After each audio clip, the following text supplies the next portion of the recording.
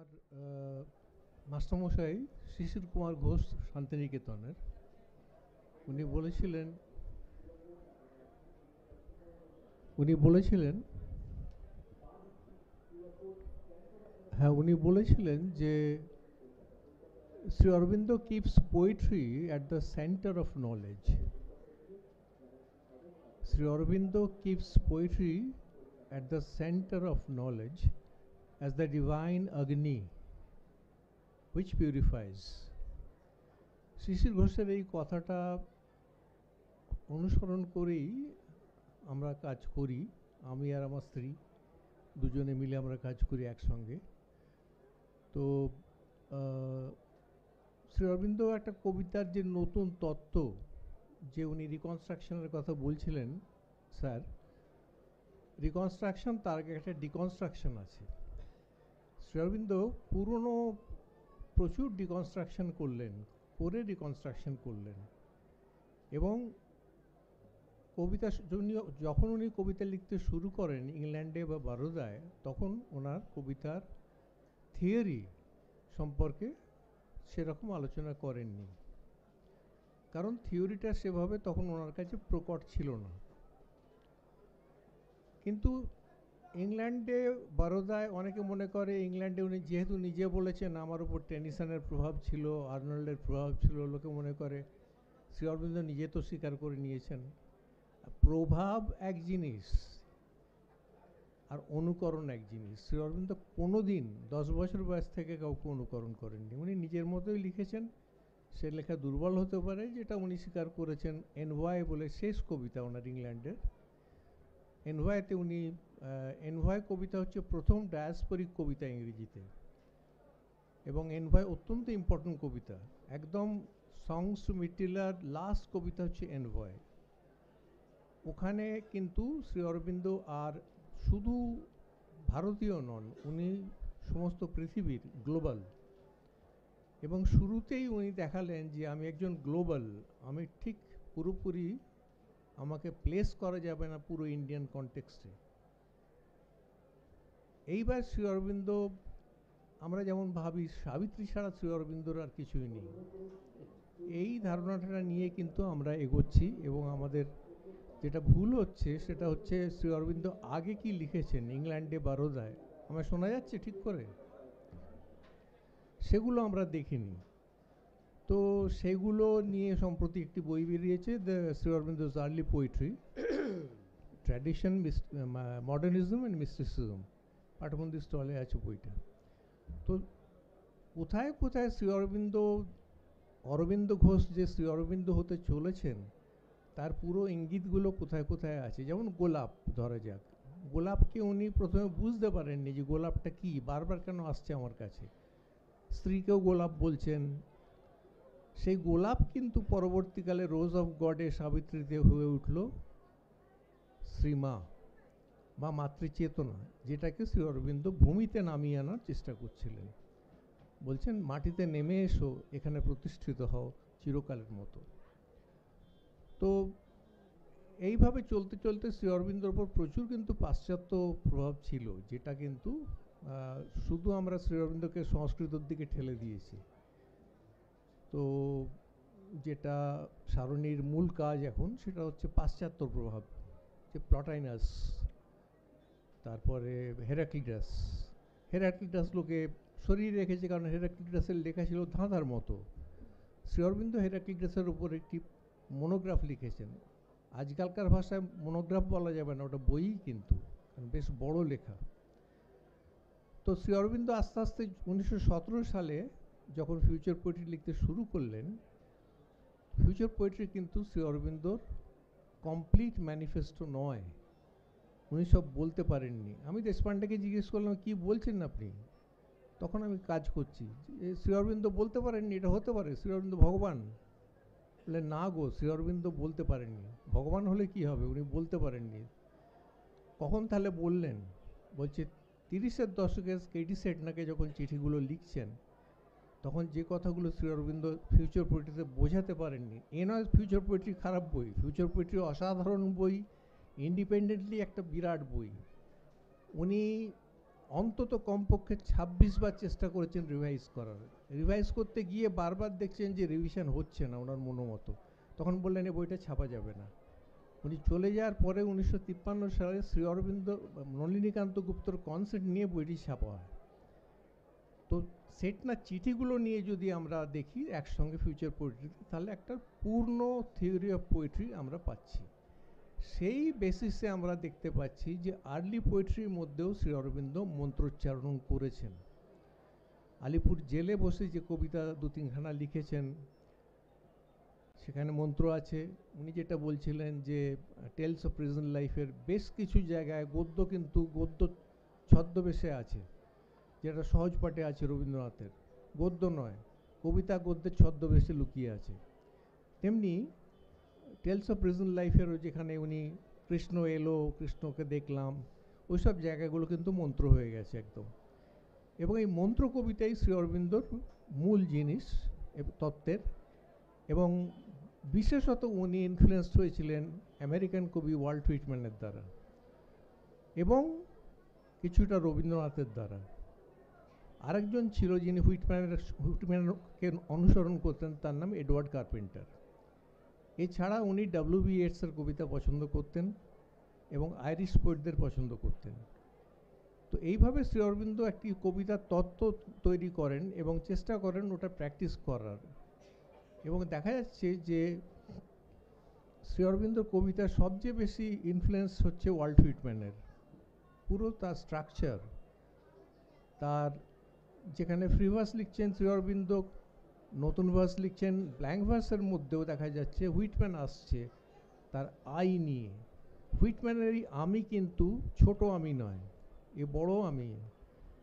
এই আমি হচ্ছে আমার আমি থেকে একটা বৃহৎ আমিতে উত্তরণ হওয়া, এবং সে আমি কিন্তু মিশে যাবে। হুইটম্যানকে উনি ছাড়লেন 1942-এর পরে, যখন তার পেছনে হুইটম্যান আর নেই, হুইটম্যানের অনুভূতিকে ছাড়িয়ে উনি চলে গেছেন।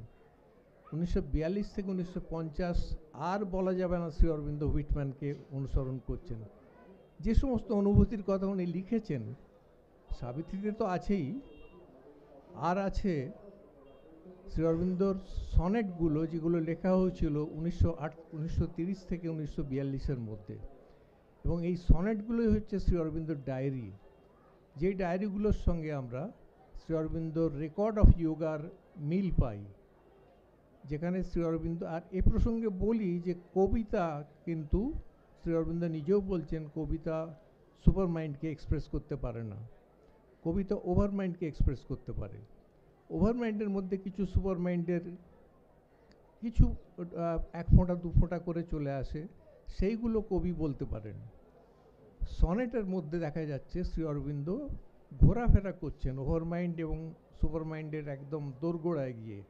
এখান থেকে কি কবিতা হয়? শ্রী অরবিন্দকে কেন রিজেক্ট করেছে শ্রী অরবিন্দ বিরোধীরা? তার কারণ হচ্ছে এমন জায়গায় উনি পৌঁছেছেন যে অনুভূতি মানুষের অনুভূতিই নয়, আমাদের চেতনা থেকে এত উঁচুতে।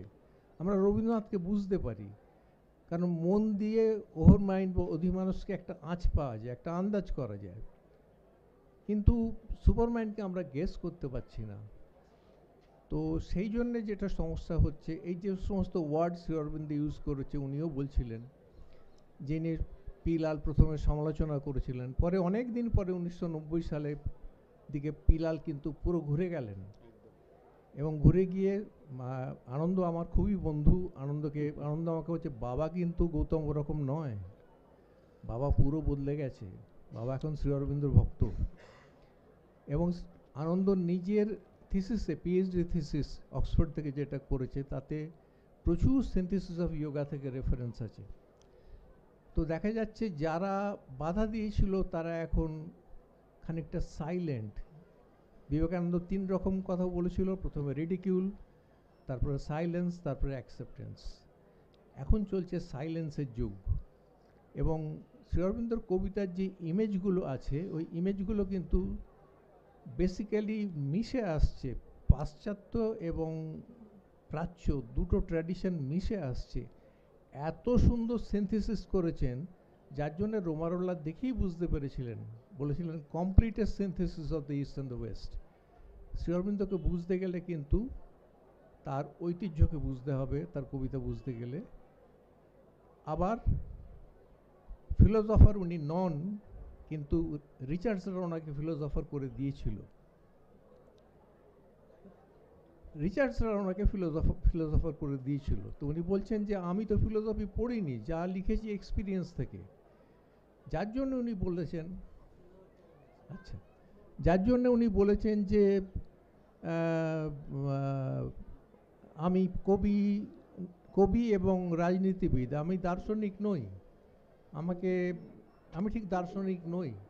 কিন্তু রিচার্ডসরা আমাকে লেখাতে শুরু করলো, তখন আমি দেখলাম কেউ আমার ভেতর থেকে বলে দিচ্ছে, কেউ আমার ভেতর থেকে কাজ করছে।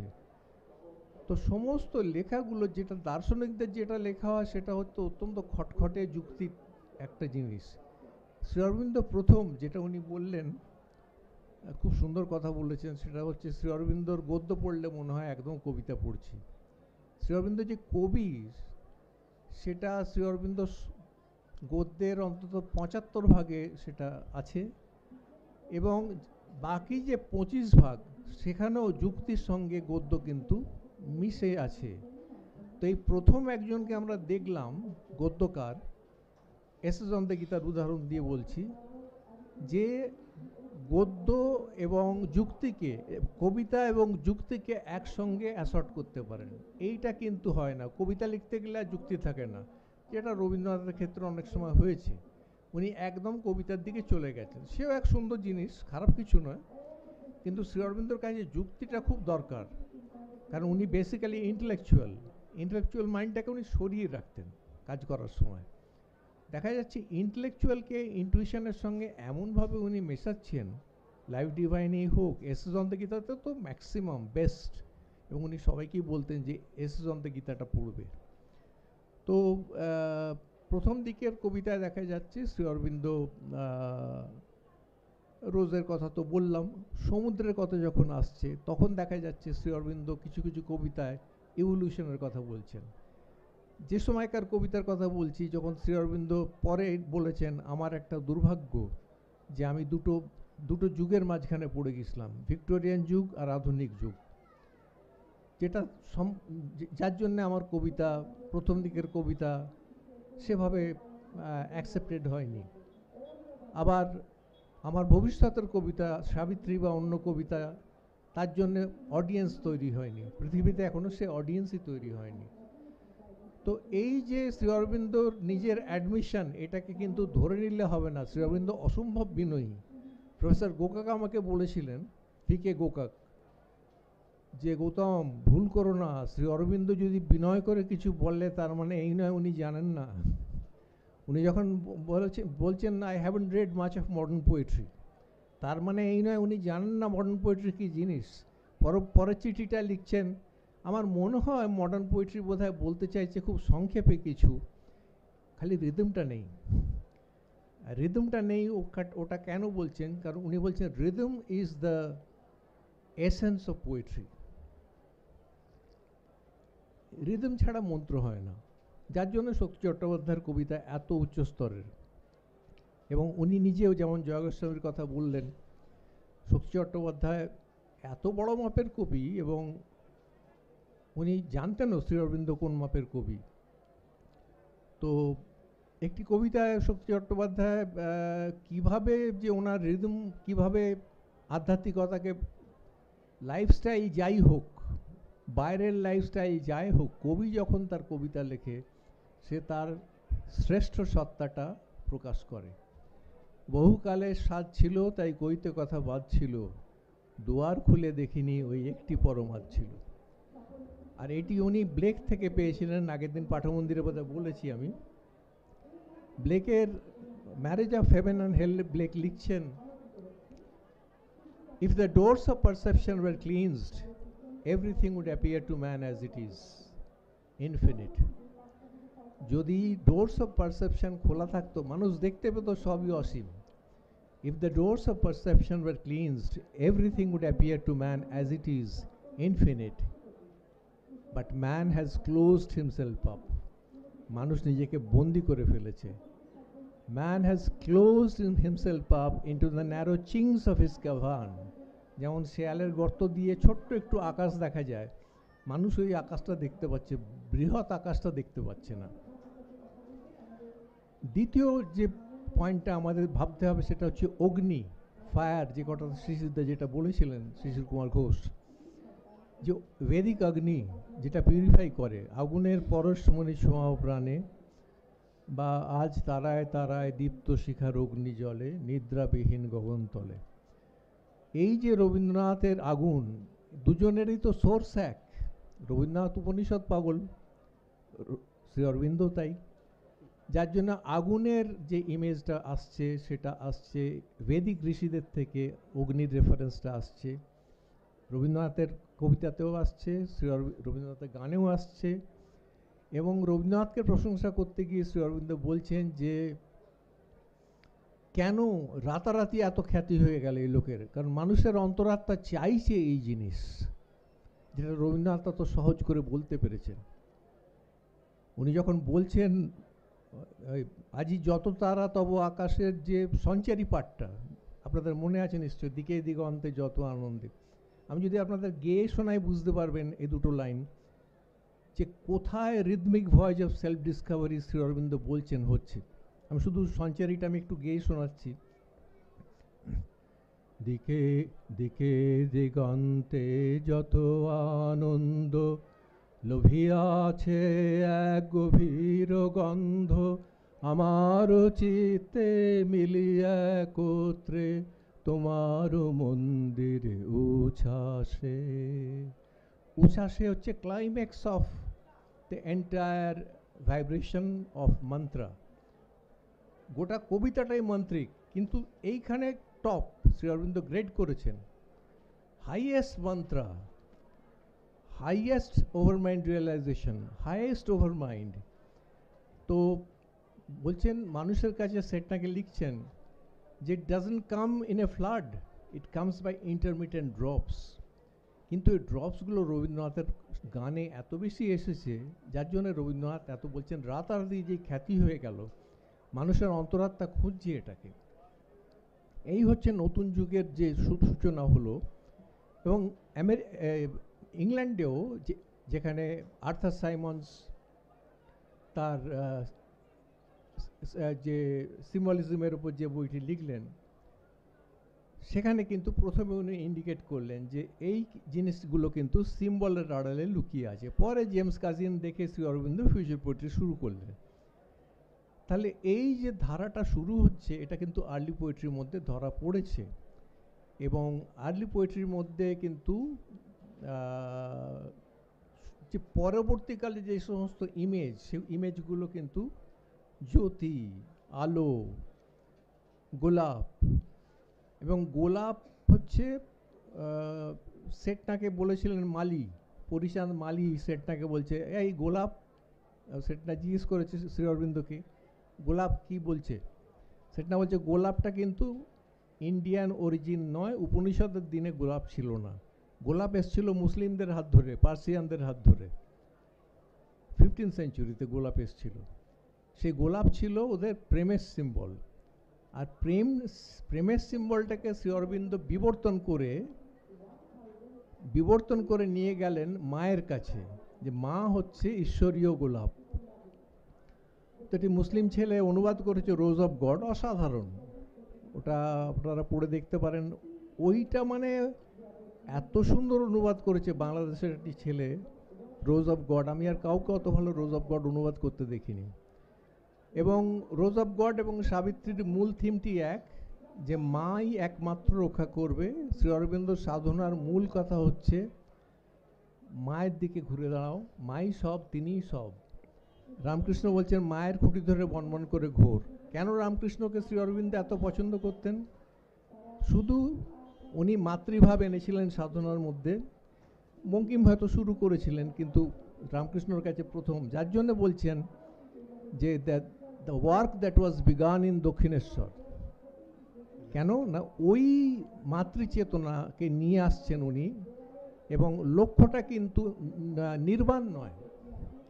দুটি কবিতা উনি লিখেছিলেন তিরিশের শেষ দিকে একটি অ্যাসেন্ট, একটি বিয়ন্ড দ্য সাইলেন্স, একটি সাইলেন্স, একটি beyond the silence. Shri Arvinder পুরো দুটো ভিশন হয়, দু ধরনের ভিশন হয়। একটা ভিশন হচ্ছে আমার যে চিন্তাধারাটা সেটা আসছে চিন্তা থেকে, আমি আমার দৃষ্টিটাকে নিয়ে আসছি, মানে এই পৃথিবীকে আমি দেখছি ঠিক যেমনভাবে রবীন্দ্রনাথ দেখেছেন পৃথিবীকে।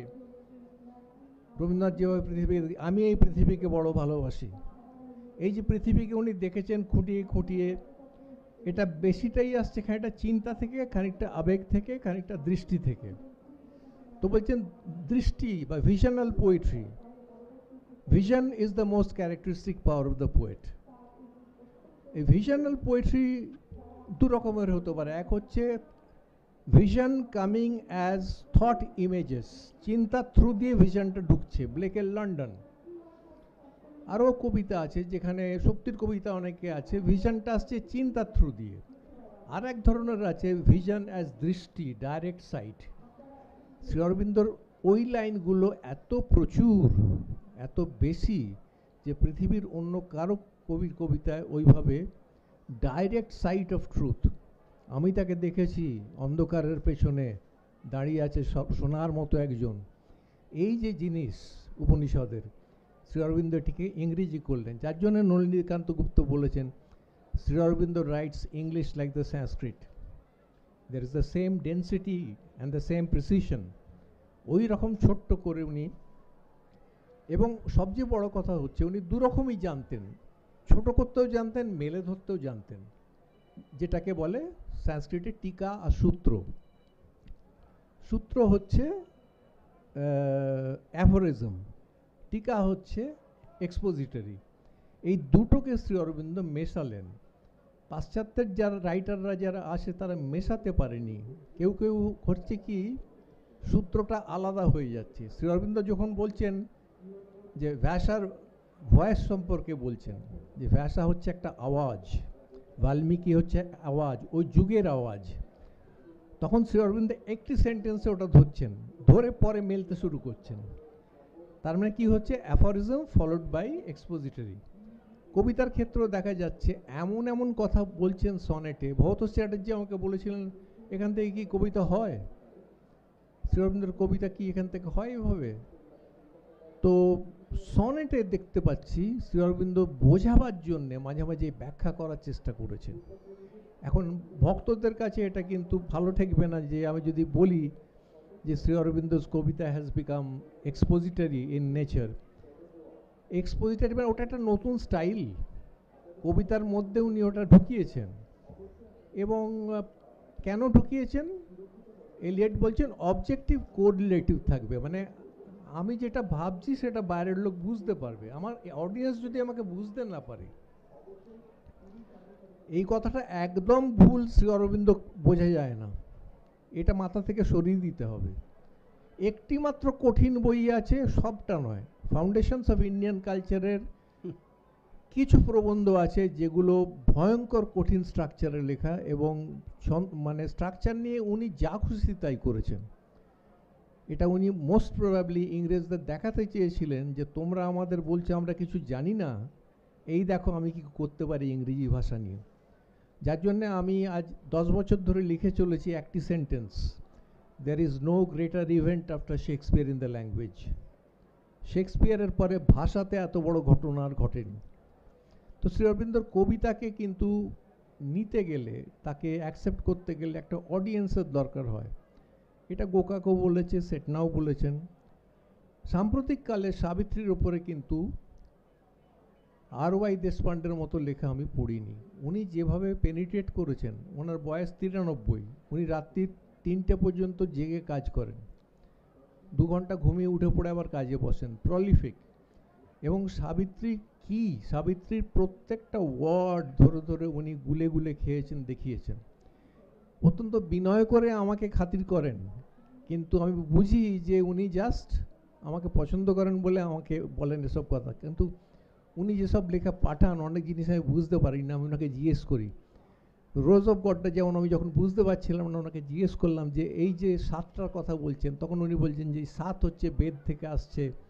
হ্যাঁ, বলে দিলেন সংস্কৃতগুলো, ভূ কোনটাকে কোন 7টা বেদের স্তর, যেগুলো আমি এখন মানে নোট নিয়ে আসিনি আর কি, মানে এক্সটেম্পর বলছি বলে। তো শ্রী অরবিন্দর কবিতার ইভলিউশন আছে, কিন্তু টার্নিং পয়েন্ট আসছে কিন্তু 1912 থেকে 14 থেকে একটা মাঝখানে টার্নিং পয়েন্ট আছে, যেখান থেকে কবিতা পুরোপুরি মন্ত্রের দিকে চলছে। এবং দু ধরনের ভিশনই উনি ইউজ করছেন, vision as thought images, vision as direct sight. তো সনেটে এসে কিন্তু এমন এমন লাইন লিখছেন যে I have merged into the lonely and the unique. এখন যে কোনোদিন লোনলি অ্যান্ড দ্য ইউনিকের মধ্যে নিজেকে সমর্পণ করেনি, মিশে যায়নি, সে কি বুঝবে? তাহলে অবজেক্টিভ কোরিলেটিভের একটা অভাব হচ্ছে। সমালোচনা করবে ওরা, কারণ ওরা ইন্টেলেকচুয়াল। কিন্তু ইন্টেলেকচুয়াল রাইটারদের যেটা প্রধান সমস্যা, যে ইন্টেলেক্ট সব নয়, ইন্টেলেক্টের বাইরে একটা বড় ওয়ার্ল্ড আছে, অনেক বড়, এত বড় ওয়ার্ল্ড যেটা তার কাছে ইন্টেলেক্ট কিছুই নয়। ইন্টেলেক্ট হচ্ছে আমার প্রাইমারি ক্লাস, ইন্টেলেক্ট দিয়ে আমার খোঁজা শুরু হয়। It is the beginning of knowledge, the first instruments of knowledge, and beyond that there is a vast world which cannot be perceived except for intuition. Intuition ছাড়া বোধি, বোধি ছাড়া শুধু বুদ্ধি দিয়ে কিন্তু শ্রী অরবিন্দর কবিতাকে বোঝা যাবে না। এবং কবিতা এবং গদ্যের ওনার যে সঙ্গতিটা কোথায়, কারণ উনি যেটা বলছেন, জীবনকে ত্রিধারায় পরিবর্তন করতে হবে, ট্রিপল ট্রান্সফরমেশন। যে ট্রান্সফরমেশন যে হবে লোয়ার নেচারের, এটা তো উনি গদ্যে লিখেছেন, চিঠিতে লিখছেন, বারবার দেখাচ্ছেন কি করে করতে হবে, কি করে ট্রান্সফর্ম করতে হবে। লোকে সাইকিকই জানে না, বলছে সুপারমাইন্ডের কথা শুরু করে দিচ্ছে। অরভিলে আগের দিন বললাম একটা সেমিনার হচ্ছে সুপারমাইন্ডের উপর, আমরা কিচ্ছু জানি না সুপারমাইন্ডের উপরে। সাইকিক বিইংয়ের উপরে সেমিনার হলে অনেক ভালো, সেটা এফেক্টিভ হবে, কারণ সাইকিক দিয়ে সাধনা শুরু হয়। সিনথেসিস অফ ইয়োগার একটি চ্যাপ্টারে লিখছেন, যেই সাইকিক বিইং আমাদের সামনে এলো, সঙ্গে সঙ্গে ওটা আমাদের ঠেলতে শুরু করে উপরের দিকে, আপনা থেকে অটোমেটিক্যালি ঠেলবে উপরের দিকে। তখন আমরা ওই স্তরগুলোর দিকে যাব, higher illumined intuition over mind. তো সাইকিক ওপেনিং যদি না হয়, তাহলে that is the gateway to spirituality. Shri Aurobindo কবিতা দিয়ে কিন্তু যেটা বোঝাতে চাইছেন, এবং কেন শ্রীসিদ্ধা বলেছিলেন Shri Aurobindo keeps poetry at the centre of knowledge, কবিতা, এই ধরনের কবিতা ছাড়া যেসব কবিতা আমরা দেখেছি, মানে শ্রী অরবিন্দ বলেছেন ক্রুড ব্র্যাগাডোসিও অফ ফ্লেশ, মানে সেক্সের জন্যে আমার একটা বিরাট অহংকার, যে ইয়েস আমি সেক্সুয়াল পোয়েট্রির লাইন লিখছি। শ্রী অরবিন্দর ভাষাটা হচ্ছে ক্রুড ব্র্যাগাডোসিও অফ ফ্লেশ। ব্র্যাগাডোসিও হচ্ছে অহংকার, হামবড়া ভাব। কিসের হামবড়া করছি? আমার রক্ত মাংস শরীরের। বলছি এটা কবিতা নয়। তো মানুষকে পরিবর্তন করতে গেলে যে কবিতা আনতে হবে, সে কবিতার চেতনা এমন হবে, শ্রীসিদ্ধার ভাষাই বলছি, উনি যখন আমাকে পড়াতেন তখন বলতেন, Gautam, this line will wake up the dead. শ্রীসিদ্ধা আমাকে তখন অন্ধ হয়ে গেছেন, আমি ওনাকে পড়ে পড়ে শোনাতাম সাবিত্রী, দাঁড় করে দিয়ে বলছেন যে this line will wake up the dead, এই লাইন কিন্তু মরা মানুষ বাঁচিয়ে তুলবে। এই হচ্ছে কবিতার। এবং তারপরে আমাকে বলছেন, ওই ছবিটার দিকে দেখো তো, পাশে একটা ক্যালেন্ডার আছে। কোন ক্যালেন্ডারে কি ছবি? শ্রী অরবিন্দের একটা সাইড ফেস ছবি আছে, কাট ইউর প্রেসর, চেয়ারে বসে আছেন, সাইড ফেস। ওই ছবিটার দিকে দেখিয়ে বলছেন যে আমার সবচেয়ে বড় দুঃখ কি জানো গৌতম, আমি ওই ছবিটা দেখতে পাই না। মানে শ্রীসিদ্ধা তখন মানে বিরাট আপসেট একদম, তো চুপ করে গেলাম একদম।